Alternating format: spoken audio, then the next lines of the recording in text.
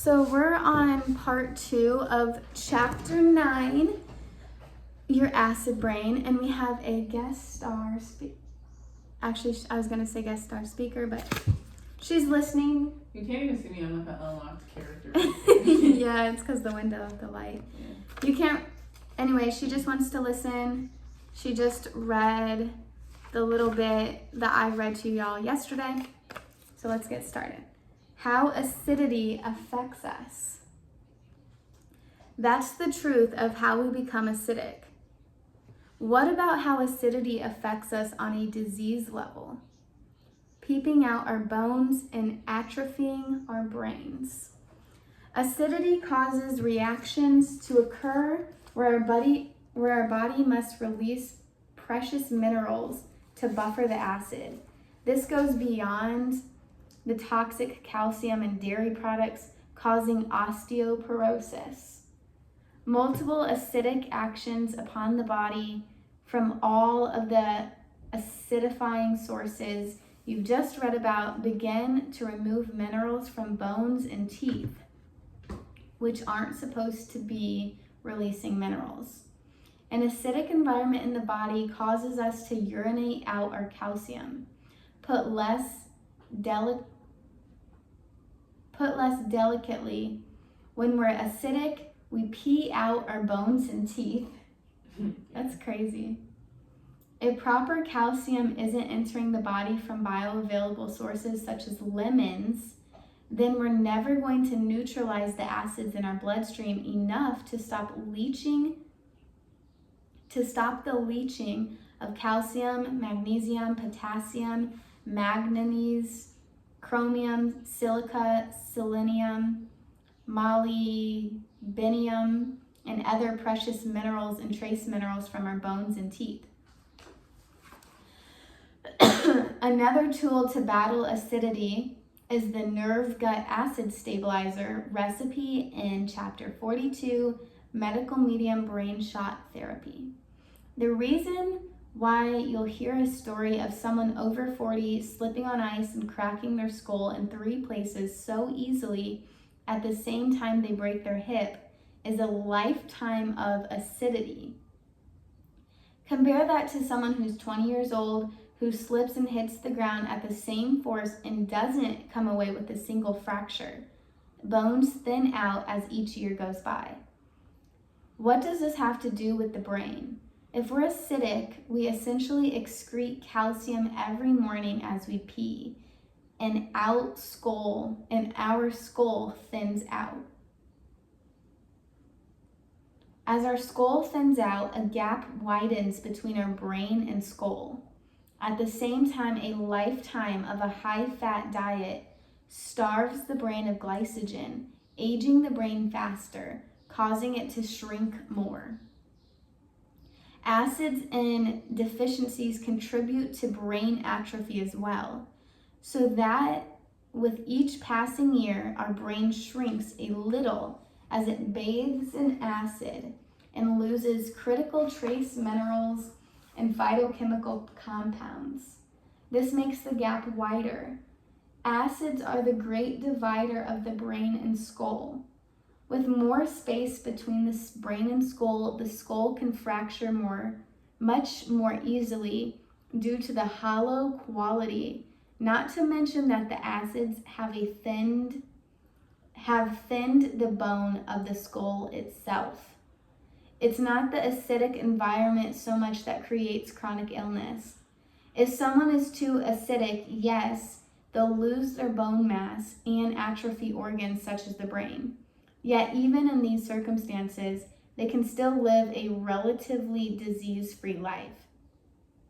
A true cause of chronic illness is pathogenic activity, that is, viruses and bacteria.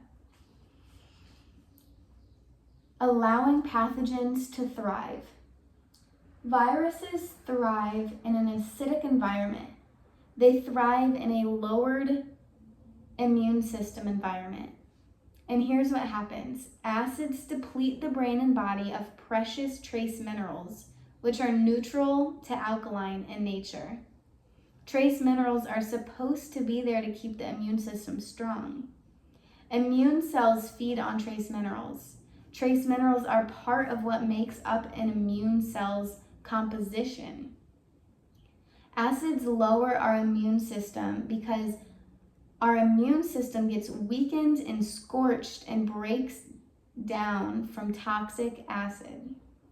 Many of us lose immune cells just from being in chronic acidic states. With lower levels of trace minerals in our brain and body due to an acidic environment, pathogens can take advantage. Plus, as you read in chapter 4, Your Viral Brain, an acidic environment allows viruses to thrive because the blood becomes more thick and toxic as acid increases. Pathogens sustain their existence in a toxic acidic environment, especially when fats are contributing to the acid. Further, medical medium information has always stated that the viral neurotoxins, viral casings, and other byproducts released from these pathogens create more acid. Pathogens such as viruses and bacteria also thrive on eating foods such as eggs, dairy products, and gluten. Eggs, dairy, and gluten already create acidity in the body on their own. At the same time, these foods feed the pathogens that inflame nerves and create chronic illness and chronic neurological inflammation. Pathogens thrive in a high-fat environment. The fattier the foods we eat, regardless of whether they're healthy fats or not, the less oxygen is in the bloodstream. The natural amount of oxygen in our bloodstream is a viral suppressor, a pathogen suppressor. The less oxygen present in the bloodstream, the more viruses and bacteria thrive. Losing our good acids. The reason why the gut looks like the cause of everyone's issues is that when we lose our hydrochloric acid, our good acid, the resulting environment in the gut allows unproductive yeast, mold, fungus, and bacteria to overgrow, creating toxic acid. Hydrochloric acid is an alkaline acid. Its chemical composition starts out acidic as it's squeezed out of the stomach glands, then changes in composition to alkaline as it leaves the stomach and drops into the duodenum and the small intestinal tract. By the time there's also such a thing as good acid when it comes to food sources. There's something in my throat, y'all. By the way, there's also such a thing as good acid when it comes to food sources. Healing foods such as lemons and other citrus contains fruit acids that is highly alkaline as it enters the body due to its composition derived from alkaline minerals such as beneficial calcium, potassium, and trace mineral salts.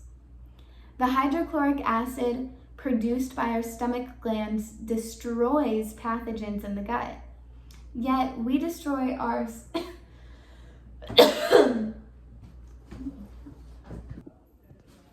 Okay, I'm back. I had to go get some lime water. I felt like there was a piece of cucumber in my throat, like slicing my esophagus out. I don't even know where I was.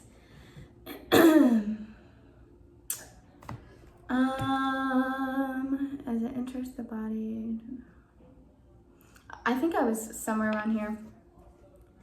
By the way, there's also such a thing as good acid when it comes to food sources.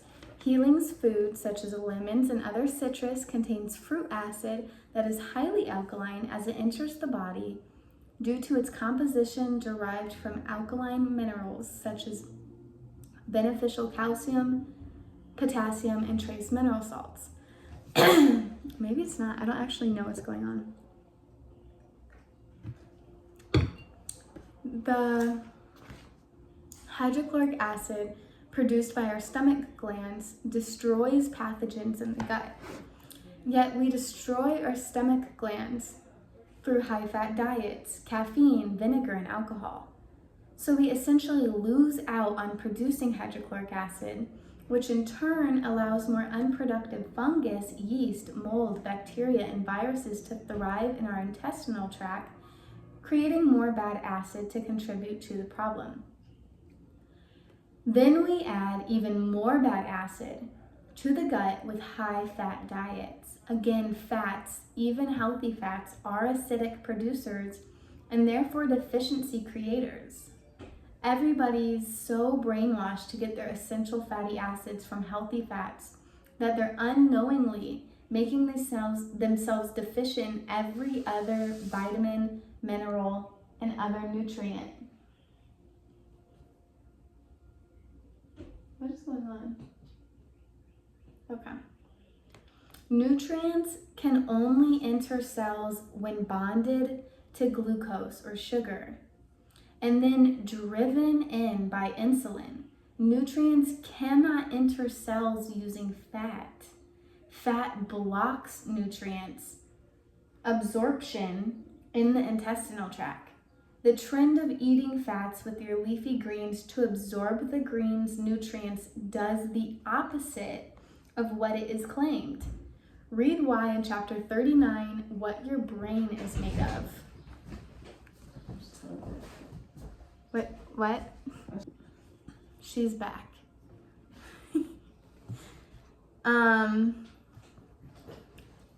Basically, as a recap for Tenzin, and also if you, I don't know if y'all weren't listening,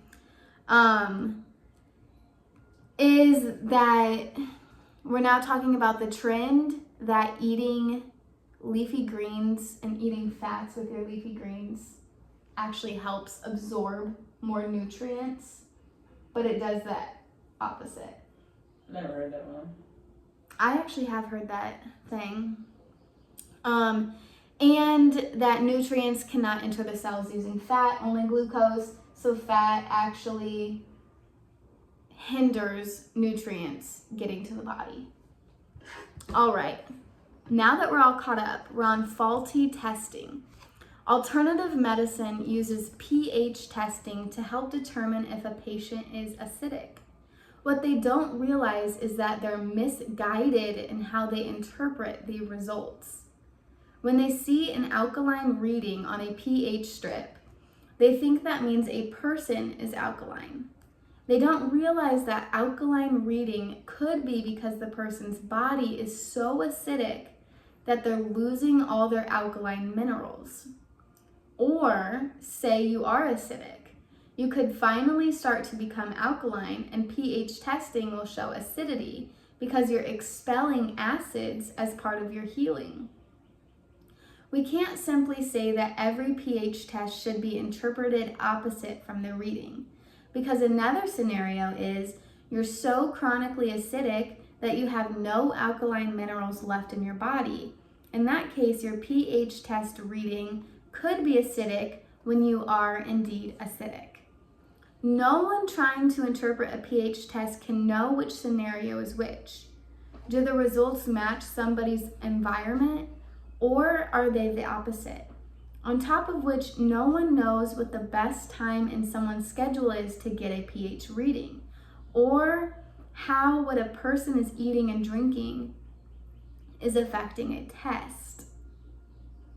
There is no proper time of day to find an answer. All of this means that pH tests are not really readable.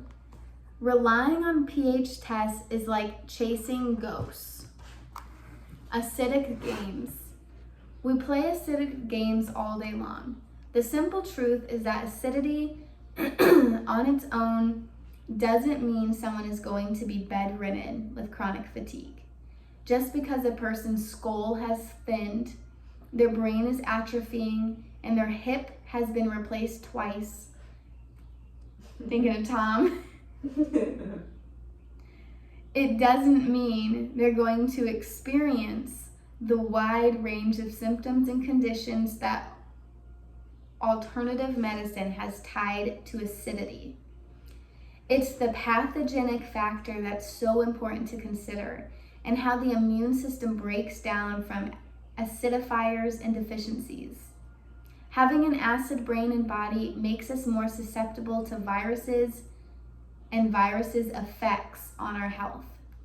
That is, more susceptible to developing inflammation of the brain, inflammation of the brain stem, and or inflammation of the cranial nerves. Oh no, I was just learning all these. I know, we were. And all the life-limiting symptoms that can result. The acidity itself isn't the cause of the disease. The acidity makes the environment right for the pathogens that are the true cause of disease to thrive and create our symptoms. Plus, as you read in chapter 3, your alloy brain and acid brain influence our brain's heat scale because acidic blood doesn't allow toxins to leave the body easily, which raises the brain's temperature. That has several effects. It makes us more susceptible to the toxic heavy metals in our brain, which can melt and move and form alloys from excess brain heat while oxidizing and corroding from the acid itself. The increased heat of an acid brain also intensifies emotional blows and makes it harder to recover for them. And by raising brain heat and contributing to our deficiencies, acidity makes us more susceptible to burnout. To blame any of these health struggles on acidity itself is to misunderstand, ignore, and even be entirely unaware of the other factors involved. The alternative and conventional medical industry doesn't even understand acidity.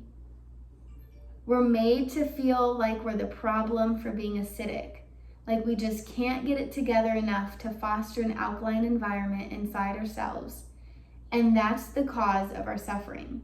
Meanwhile, the medical industry is pushing an agenda that's nowhere close to being alkaline.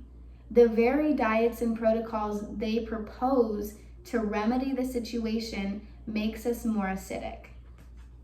An acid brain and body set us up to be more vulnerable and to be, An acid brain and body set up,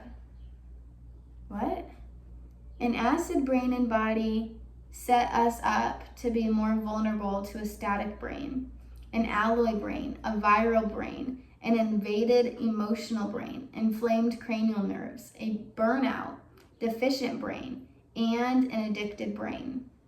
Yet acidity itself is not the cause, nor are we learning how to truly make ourselves alkaline from any of the sources that use acidity causes disease as a golden rule.